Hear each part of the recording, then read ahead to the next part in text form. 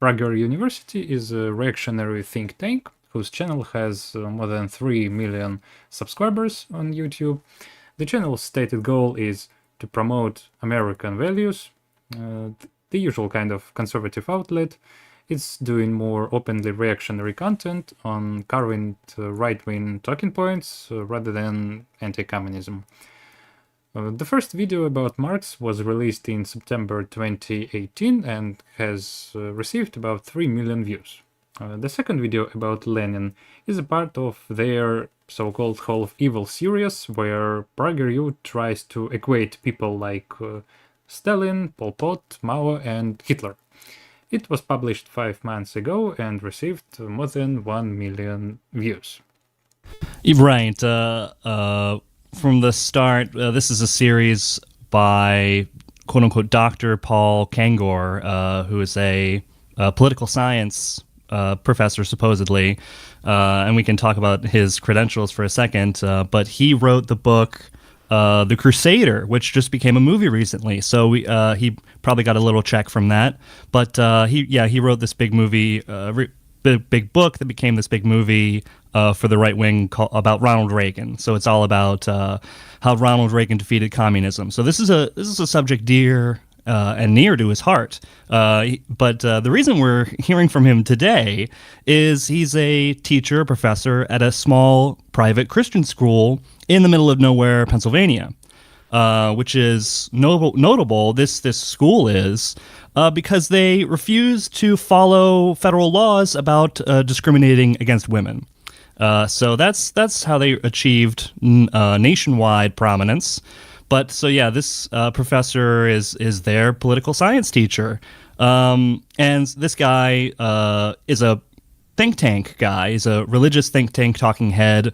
But yeah, he's a very suitable professor for this kind of Prager so-called university, which I think it's important for us to point out that, you know, this channel used to be called PragerU. Maybe you mentioned this, Prager University. They had to take out the U from its name because it suggested that they were a university, which is illegal in the United States to claim to be an educational institution when you're not. So that's the quality of education we're going to get today. Now hit the like button, subscribe if you have not done it before, and we will be starting by watching the video about Karl Marx. Ideas have consequences, sometimes good, sometimes bad, and sometimes catastrophic, like the ideas of Karl Marx. Born in Trier, Germany in 1818, Marx didn't invent communism, but it was on his ideas that Lenin and Stalin built the Soviet Union, Mao built communist China, and innumerable other tyrants, from the Kims in North Korea to the Castros in Cuba, built their communist regimes. So there, the first thing that we can say is that this entire list, the Soviet Union, China, North Korea, Cuba, these are allegedly ideological dictatorships, unlike the vast majority of so-called good, non-ideological dictatorships that we have around the world today. The most obvious thing that we can say, well, since we're living in a class society where every state is a dictatorship, currently we're living in the world where every state is a dictatorship. And what is not good for us is that absolute majority of these states are capitalist dictatorships. Right, and this is a theme I think we're going to see, that, you know, the greatest villains are not just, you know, villains in general. It's not about body count or whatever. It's about being communist. That's the greatest evil. And, you know, in order to prove that communists are evil, then they have to, you know, talk about crimes and dictatorships and things like that. But if you're a capitalist, then you know, your crimes and your dictatorships not even worth talking about, not worth mentioning. But yeah, they have an entire Halls of Evil series, and wouldn't you know it, it's all communists and very few of any other kind of evil. Ultimately, those regimes and movements calling themselves Marxist murdered about 100 million people and enslaved more than 1 billion. So again, what we see is no any definition of Marxism, no any characteristics or features of Marxism. However, he keeps pointing that previously we heard about dictatorships, now we hear about murdering 100 million people. Again, this particular myth is very widespread, and they use this word basically because all criticism placed on capitalism and the American system for its origins in the slave system. By using this narrative of communism killed 100 billion people, they try to whitewash themselves, basically. Right, and again, touching on what we kind of said before, that the millions of people who die otherwise, not under communism, those don't matter. Those regimes and those movements that aren't Marxist, who kill hundreds of millions of people, that's not worth talking about. That's just normal, right? It's non-ideological, so you can't really blame it. You can't ascribe a moral value to it because it just happened. It's just nature. It's not the result of some intentional ideological program, which is not true. I mean, that's a distortion of what capitalism is in the first place. But basically, they're saying that, when capitalism kills, 100 million people, you can't ascribe that to capitalism. But under socialism, you can say, it's all one great plan. Or what I wanted to point out was that when they're talking about, how did communism kill 10 billion, 100 billion, whatever, we asked them, how did they do it? Well, they would say, economics. They used economics to starve the people, blah, blah, blah. When that is a description of how capitalism also kills millions of people. So they can understand, they would say that, they use, economics and these frameworks of political economy and socioeconomics. That's what kills people. So they can understand that for one system, but not the other. And if they applied that model or applied that lens to capitalism and compared capitalism and socialism, they wouldn't like what they see. So they don't even touch on, that stuff. Marx believed that workers, specifically those who did manual labor, were exploited by capitalists, the people who owned, as Marx put it, the means of production, specifically factories, but who did very little physical labor themselves. And this is simply not what Marx was talking about, especially in terms of the framework that they set up, which is talking about exploitation and ownership. But yeah, so really they want to say that, capitalists can do some physical labor as part of the society. And so they can say that billionaires, they don't just make money from their ownership, they have to work hard.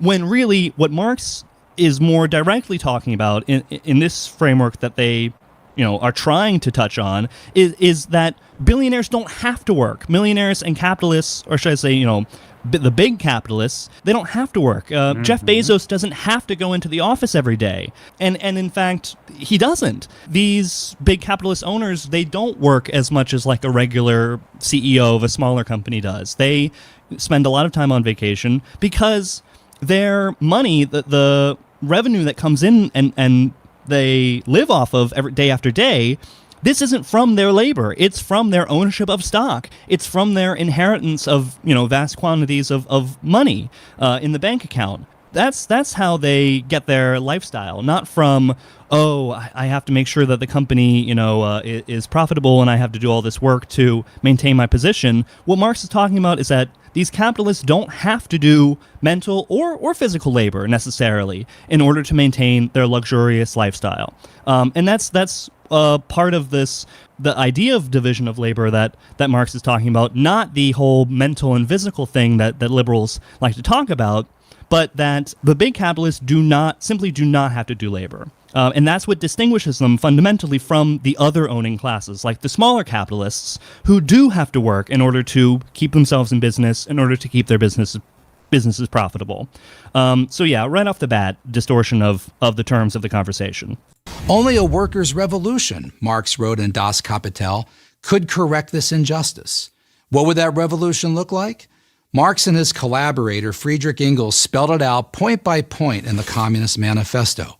It included the abolition of property and inheritance and the centralization of credit, communication, and transport in the hands of the state, and a lot more along the same lines. In other words, the state owns and controls pretty much everything.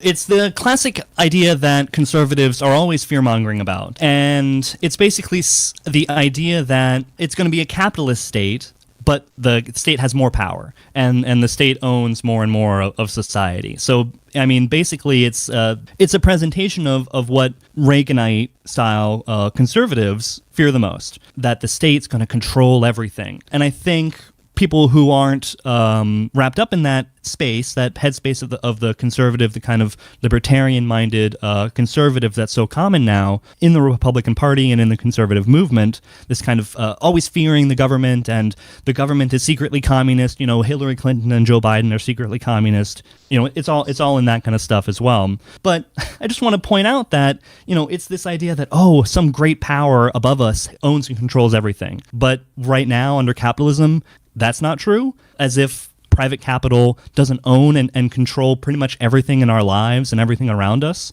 They're terrified of something that they love when it's capitalist. They create this terrifying image of what life would be like otherwise, but it's just a depiction of capitalist conditions. Yeah, that they don't have much faith in democracy. It seems that the idea of the state having any role in society, any kind of leading role, is basically tyranny to them, and that goes with their kind of ideology.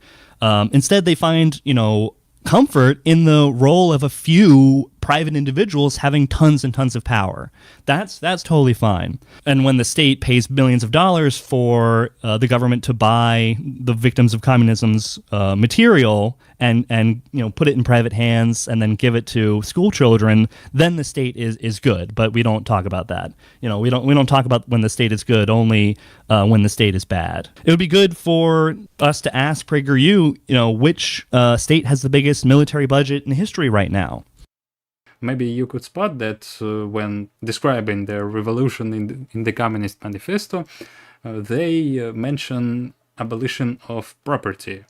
Obviously distorting the fact that here we deal with the abolition of private property on the means of production. So they want to use this traditional stereotypical image of evil communists expropriating your pens, your toothbrushes, making them common, etc. Though in reality, it's actually the capitalist state that will take everything from you if you don't pay your debts under capitalism. They literally take your toothbrushes and your pens. And again, this is not communism, this is straightforward capitalism. Capitalism moments like this happen every day in every country. This notion was widely discussed and debated in European intellectual circles during Marx's lifetime, but nothing much came of it until Vladimir Lenin took power in Russia in 1917. Here he's saying that communism was widely discussed in intellectual circles in Europe, but didn't result in anything until Lenin allegedly changed everything.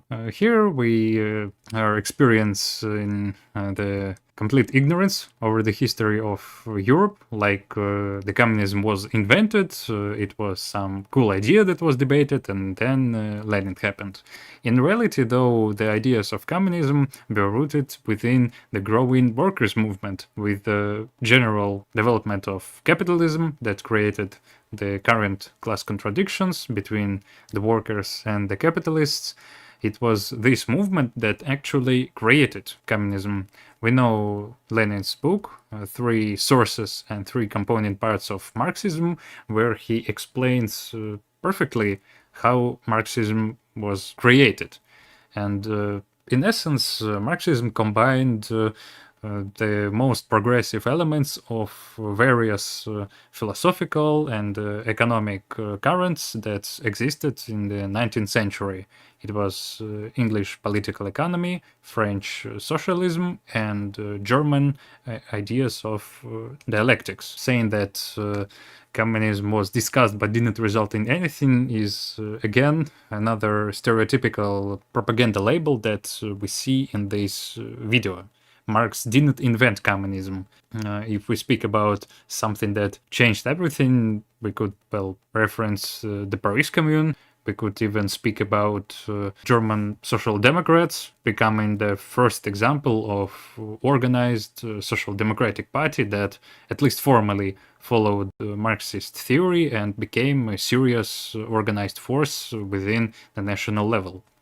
This changed everything. Despite its repeated economic failures, Lenin's Russia, which became known as the Soviet Union, became the model for dictators around the world. Wherever Marx's ideas were practiced, life got worse. Not by a little, but by a lot. There is not a single exception to this rule. Not the Soviet Union, not Eastern Europe, not China, not North Korea, not Vietnam, not Cuba, not Venezuela, not Bolivia, not Zimbabwe. I think, again, it leans on the canard that life is so good now in Eastern Europe. And that's a very funny, or that life was better under Tsarist Russia.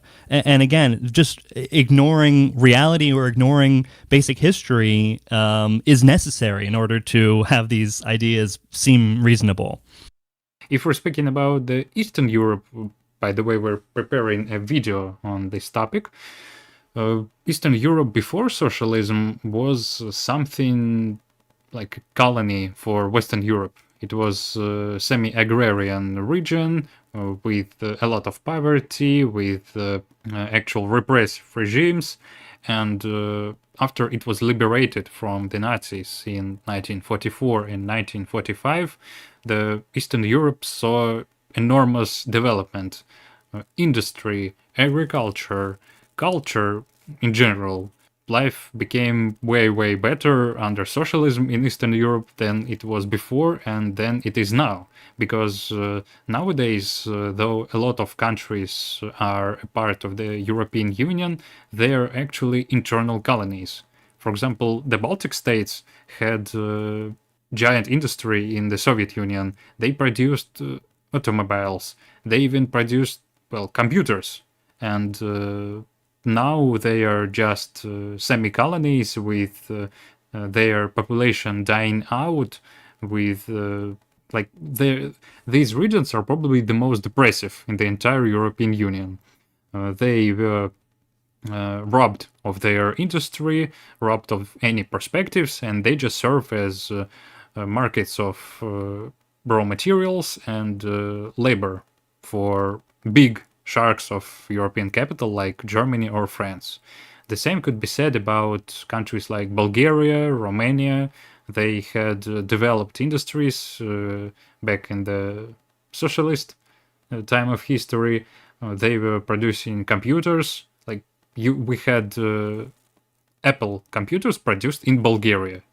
Imagine Bulgaria producing iPhones now. This would be something like that. And it was actually real, and it was made when Bulgaria was socialist. And now Bulgaria is one of the poorest states in Europe, just like Romania, again, serving the role of the market of cheap labor, resources, and consumers. Also, if you take a look at the screenshot, you can see that he's trying to say that life is bad in countries like Vietnam, well, and also trying to equalize states like Cuba, Venezuela, Bolivia, and Zimbabwe. Well, Bolivia and Zimbabwe, as far as I know, are just capitalists like the US. And even if we're speaking about Vietnam, I think he just tries to compensate for the fact that the USA lost the war to Vietnam. Right, and now actually Vietnam is an ally of the United States, and it's very anti-China, and yeah, very notable for its capitalist mode of production. I'm sure there's lots of people like Luna Oi or whatever who would object to that, but yeah, Vietnamese capitalism is very apparent, in terms of the, they make all the shoes for Nike and iPhones and these kinds of things in a oppressive capitalist way that you also see in Taiwan or whatever. Yeah, they complain about Vietnam even though they should be happy that Vietnam is now totally capitalist. And I guess we could talk about Bolivia and Venezuela as well. They're talking about these countries being Marxist dictatorships when they came to power through a social democratic movement. So even bourgeois democracy, even getting elected and having social democracy and not instituting a Marxist dictatorship, so-called, even doing that is too much. Even having social democracy is too much. It doesn't matter that I believe they even reject Marxism explicitly, and they say, we need to have our own thing. Essentially, we need a capitalist economy with some state intervention. And so it goes back to their conservative libertarian conception that any kind of state intervention in a capitalist society is communist and it's dictatorial. Wherever Marxism goes, economic collapse, terror, and famine follow. So, if cataclysmic failure, meaning terrible human suffering, is the inevitable legacy of Marxism, why do so many people, and now especially young people, defend it? The most common answer Marxism's advocates offer is that they, whoever they are, Lenin, Stalin, Chavez, never really practiced Marxism. They all somehow got it wrong. It's kind of funny, again, we spend almost an hour speaking just about 2 minutes and a half, and this so-called argument is another example of the strawman argument, trying to use some sort of Trotskyist rhetoric, like the USSR was wrong socialism or it was not socialism, and therefore they go with, oh, you always say that everything that was called socialist is not actually socialist or was made wrong. Another example of how Trotskyists supply capitalists with propaganda narratives, trying to equalize people who are completely different with each other in terms of views and even relations to Marxist theory. Like, right, Lenin and Stalin, sure, no problem, but saying that Chavez was Marxist, it's like no comments. Or, again, trying to create an image that Chavez was following Lenin and Stalin in their views on Marxism. I have to say that if he considers this to be true, then he is putting Chavez very high. Imagine if Chavez was actually Marxist-Leninist. Obviously, this would be a very different kind of talk. Marxism, we are told, is, at its essence, about sharing what we have, from each according to his ability to each according to his needs, as Marx put it. Maybe that sounds good to you, but what does it mean? Who determines ability? Who determines need? The answer is the state, the ruling elite. Under Marxism, that's who has all the power. Actually, under capitalism, it's the ruling elite who decides what you need and what you are able to do. Like, literally, we have giant advertisement industries in every country of the world trying to impose on you things that you don't actually need. But they want to sell them, they want to have money, and therefore they literally brainwash into believing that you need this or that thing for 0.99 cents or $999.99. Right, and they determine, how much food you deserve for the labor that you do. Even down to the smallest grain of rice or whatever, they apply this value, and if you don't meet their criteria, the criteria of this state system and the capitalist ruling class, then you can literally starve to death. So that's not even worth discussing. But when the state is supposed to be distributing wealth in a Marxist way, then that's bad. That's why the truth is this. Marxist dictators like Lenin, Mao, and Pol Pot really did get Marxism right. Putting in the same line people like Lenin, Pol Pot, and Mao, it's like no comments. They wanted absolute power, and Marxism gave them the way to get it. Karl Marx never had to face the consequences of his theories. He lived most of his adult life breathing the free air of London, England, living off the generosity of his collaborator and patron, Engels, who, as it happens, inherited his money from his wealthy merchant father. So here it's quite ironic, again, as if the viewer knows very few things about the life of Marx and how did he became allegedly free in England. The story was that he was the subject of intense police repression. He was targeted by the Prussian police, by the French police, his newspapers. He was, if you remember, an editor of several newspapers. They were shut down, and he was forced to leave the country. Again, this is the freedom of capitalism. Right, that he somehow teleported to England. He lived in Germany, and somehow he ended up in England, and it's not worth investigating. when in fact it's at the core of what they're talking about, and their concept of Marxists supporting totalitarian, state repression, or supporting versus supporting, freedom and rebellion against tyranny. Marx spent his days in the reading room of the British Museum, researching and writing. Although he was obsessed with the term scientific, he was never able to marshal data to prove his theories. Right, and yeah, here we get to lean into the idea that PragerU is Prager University, and the guy speaking is a political scientist with a PhD, right? They're giving it this academic, quasi-scientific tinge to this overt, kind of rhetoric, very blunt, just straightforward rhetoric propaganda that they're doing. They want to give it kind of an academic feel to it by saying, oh, Marx doesn't have all the data, he's missing the data, and we at PragerU, we've got the data. But even PragerU, at the end of the day, they have to take the U out of their name because they're not an academic outlet. Paul Kanger isn't really a serious political scientist. He's more of a political propagandist who writes novels about Ronald Reagan. So this is the reality. Plus, I think it's worth mentioning the argument that Marx allegedly never worked in his life. It's a common argument that is used by anti-communists to try to mock communists. Like, look, you're speaking about those who need to work, about workers, but do you know that your think tank was never working in his life? The reality is that Marx, besides saying that writing Capital is some sort of profession itself, like writing such a book would be the thing of his entire life, and it wasn't even finished completely. Marx published the first volume and then left notes for Engels to compile the next 2 volumes.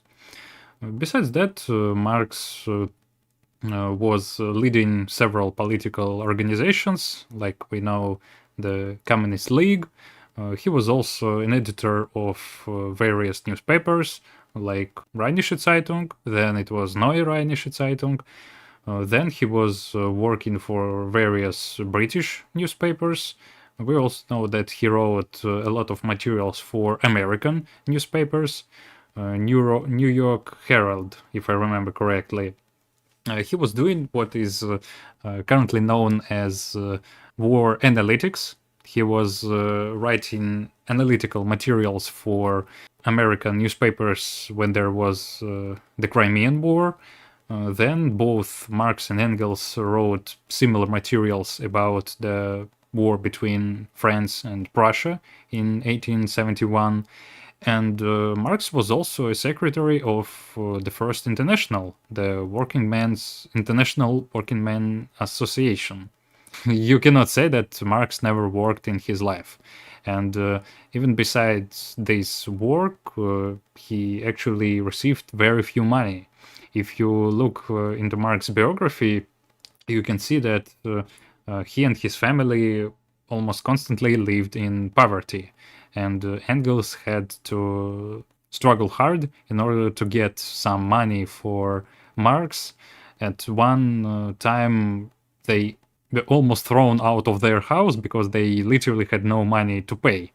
But thanks to one of their friends who just gave them some money, they were able to hold a little while before Engels could transfer some money too. There's a good reason for this. There was no data to prove his theories. For all his time in the library, Marx couldn't find any evidence to suggest that capitalism, the free exchange of goods and services through privately owned business, was a passing phase. Throughout the industrial age... Well, that's just, again, straightforward wrong, because it's actually based on data and on history that both Marx and Engels showed that capitalism is just like every other previous stage. It has beginning and the end. And just like previously people lived without the state and without the capitalism, the capitalist system, they will live without the state and capitalism in the future too. Like, it's not determined, but it's completely possible. And wealth expanded. Marx had to rely on outdated reports to make his case. And even then, he had to manipulate the data to get it to conform to his predetermined theories.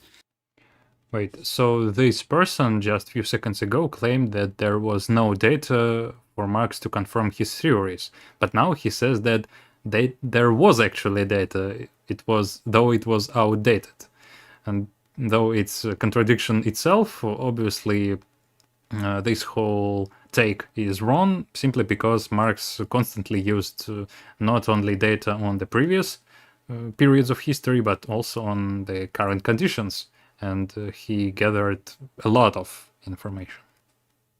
Yeah, and I suppose they're saying that, it's not fair for Marx to work from the data that he has because he didn't live long enough to see how great capitalism would be over the following decades. Like, it's not fair that you're looking at the 1830s when, capitalism was employing so many child workers and things like this, and when, it's getting so much better after this period. Well, I think the history since the data, that since the era of Marx's own life has only proved that capitalism is not making things better and better.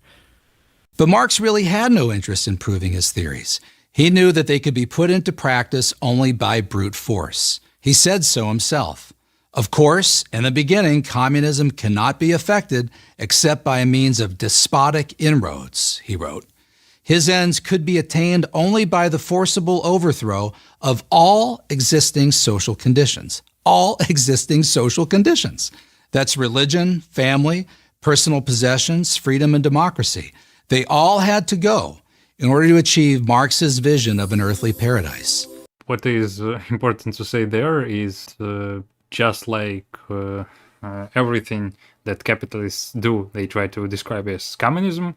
Here they also try to show communism as something evil that's only becomes real through brutal means, though in reality we all remember that capitalism itself literally burned down entire Europe and various continents too in order to succeed, starting from the English Revolution, from the French Revolution, going through Napoleonic Wars, through colonization of Africa, Australia, America too, just killing tens, if not hundreds of millions of natives. Or the birth rate is crashing because families are, not able to provide for themselves financially. Religious ideas are dying out under capitalism. I mean, these things are happening, because of capitalism. But when you point that out to them, I think that is when they are forced to start to deny reality, and they say, actually, this is a cultural Marxist conspiracy to undermine religion, to undermine the family, to undermine democracy. So they have to create these ridiculous fantasies in order to suggest that, Marxism will actually do even worse things than we're seeing now, or actually Marxism is responsible for these evils under capitalism. And Marxism has been facing this kind of slander for its entire history. Even in the earliest writings of Marx and Engels in the Communist Manifesto, they're addressing the idea of the family, that Marx and Engels are saying are accused by their enemies of saying that they want to abolish marriage and things like this, or they say, I believe they were accused of making women, or wanting to make women common property, right?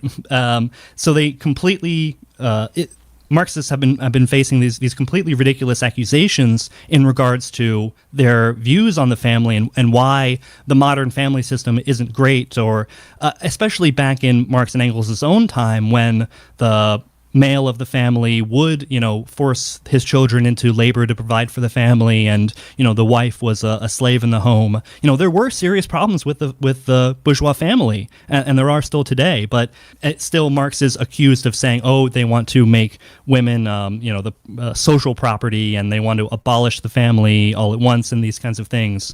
And so even in the Communist Manifesto, Marx has to clarify that these are basically lies that are being accused, thrown at them. Though I have to say that this exact argument is somewhat disappearing, because the reality is that capitalists made women common by, again, things like NSFW content, by the existence of OnlyFans, where women are literally becoming a common property for which you can just open the site and pay.